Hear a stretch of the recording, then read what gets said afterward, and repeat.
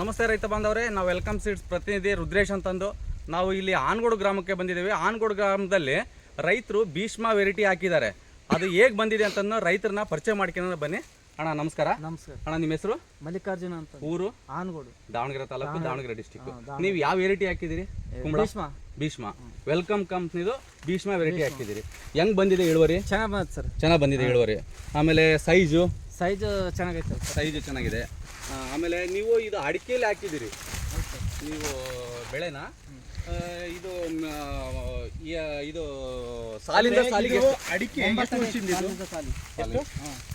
4 ವರ್ಷ ಸರ್ ಅಡಿಕೆ. ಹೌದಾ? 4%. ಸಾಲದಿಂದ ಸಾಲ ಅಂತರ ಎಷ್ಟು ಹಾಕಿರಿ? 9 ಅಡಿ. ಓಕೆ.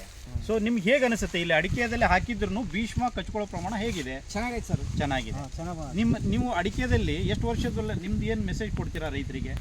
ಅಡಿಕೆಯಲ್ಲಿ ಹಾಕಿದ್ರು ಸ್ಟಾರ್ಟಿಂಗ್ ನಾಟಿ ಮಾಡಿದ ವರ್ಷ 3 ವರ್ಷ 4 ವರ್ಷ ತನಕ ಕುಂಬಳ ಬೆಳಿಬೋದು ಸರ್. ಆ ನಂತರ ಇದು ನಳ್ಳಿ ಬೀಳ್ತಕ್ಕಲ್ಲ, ಇಳುವರಿ ಕಮ್ಮಿ ಆಗ್ತದೆ ಸರ್. ಸೊ ನೀವು ಏನಂತೀರಿ, 4 ವರ್ಷ 5 ವರ್ಷ ಮಟ್ಟ ಅಡಿಕೆ ಪ್ಲಾಂಟೇನ್ ಮಾಡಿದರೆ ಅದರಲ್ಲಿ ಕುಂಬಳ ಬೆಳಿಬೋದು. ಆಮೇಲೆ ಜಾಸ್ತಿ ಏನಾಗುತ್ತೆ, ನೆರಳು ಬೀಳುತ್ತೆ. ಗಿಡ ಬೆಳೆದಂಗೆಲ್ಲ, ಅಡಿಕೆ ಬೆಳೆದಂಗೆಲ್ಲ ನೆರಳಾಗುತ್ತೆ. ಅವಾಗ ಕಚ್ಕೊಳ್ಳೋ ಪ್ರಮಾಣ ಕಡಿಮೆ ಇರುತ್ತೆ ಅಂತ ಅಂತೀರಾ? ಸೊ ಒಟ್ಟಾರೆಯಾಗಿ ರೈತರು ಈ ಭೀಷ್ಮ ಬಗ್ಗೆ ಏನು ಹೇಳಲು ಇಚ್ಛೆ ಪಡ್ತೀರಿ ಎಲ್ಲ ರೈತರಿಗೆ? ಈ ಭೀಷ್ಮ ಒಳ್ಳೆ ತಳಿ ಅಂತ ನನ್ನ ಅನಿಸಿಕೆ ಸರ್. ಒಳ್ಳೆ ತಳಿ. ಸೊ ಕೀಪಿಂಗ್ ಕ್ವಾಲಿಟಿ ಆಯ್ತು, ದೂರ ಸಾಗಾಣಿಕೆ ಆಯ್ತು, ಇಳುವರಿಗೆ ಆಯ್ತು, ಕಾಯಿ ಗಟ್ಟಿಮುಟ್ಟಾಗಿರುತ್ತೆ. ಓಕೆ.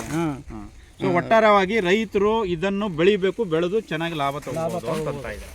ಸೊ ನೀವು ಸುಮಾರು ಎಷ್ಟು ವರ್ಷದಿಂದ ಬೆಳೀತಾ ಇದ್ರಿ? ಸುಮಾರು 7-8 ವರ್ಷದಲ್ಲಿ ಬೆಳೀತಾ ಇದ್ದೀರಿ. ನಮಸ್ಕಾರ.